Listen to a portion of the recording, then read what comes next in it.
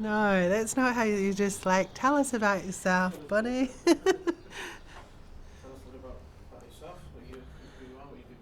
Talofa o lo'u ingoa o Bonni mati o sa mai whalialili pautasi, malai malo sa talo sa tele, lepa alepata, vailutai, malai malu. Did I say malai malu? Anyway, but I was born and raised with a radical upbringing in Otautahi in Te Waipounamu, and I guess I was raised within an aspirational culture and village value systems. I think I think we understand that identity is important in a multicultural country. And so I think a lot of Pacific Island people can struggle with understanding how that fits in, how their identity fits in such a global community. When I was 13, my dad had his be'a given to him, and it took about a month. And across that period, like different family members would come in and support that journey that he was on.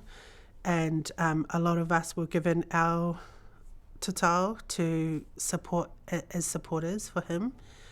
And my experience of that, I was given my golima, me and my sister, we were given our golima as support for our father who was getting his be'a. And it was a big deal to him. He had to really go through his life and come to terms with the things that he had experienced in growing up in New Zealand as a New Zealand-born Samoan first generation. And it was for me as a 13-year-old lying there while the owl was being tapped into my arm, surrounded by big burly island men smoking ciggies, stretching my skin, speaking only Samoan, playing only Samoan songs. It was a sensory overload that was comfortable but also new to me, but also familial. And I really felt like that experience, there was something in my memory where that was normal, where that felt so normal to me.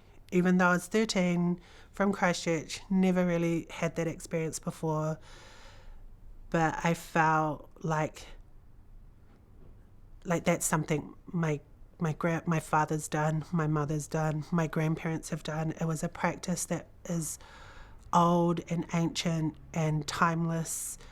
And when you talk about like the ink that is produced from the trees that were growing on the earth that all my ancestors came from, it was just really welcoming and warm. Like we're allowed to tell. Like I have to tell.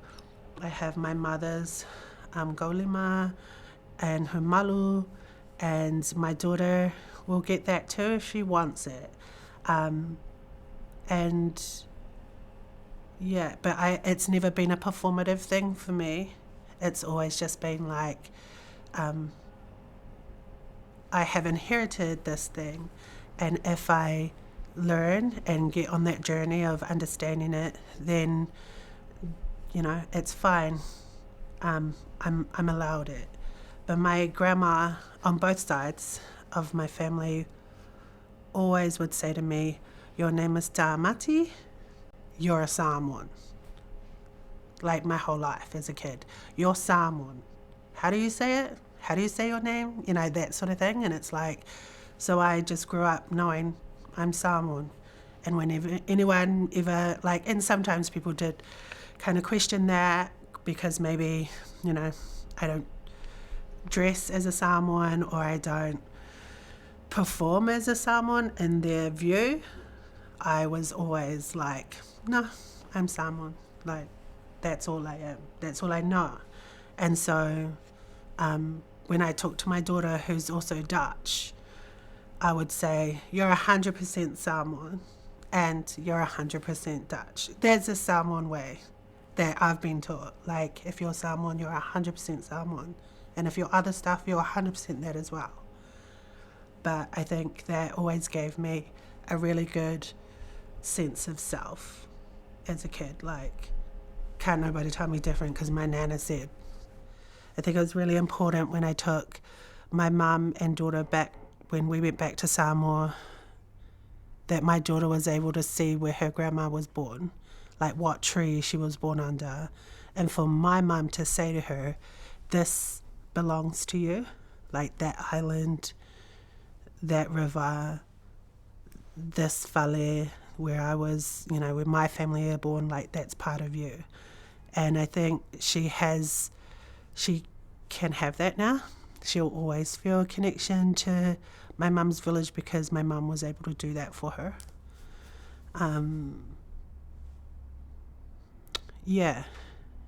And I think those things like being able to do siva or ava or si'is and fe'als and things like that, they are not as, they're important parts of our culture, but not as important as just feeling like you belong and looking in the mirror and being like, what you see is beautiful and what you see is normal, especially when there's so many different cultures and people and influences.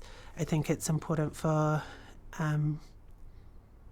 everyone to feel like they are valued just as they are, born into a world where they are allowed to exist.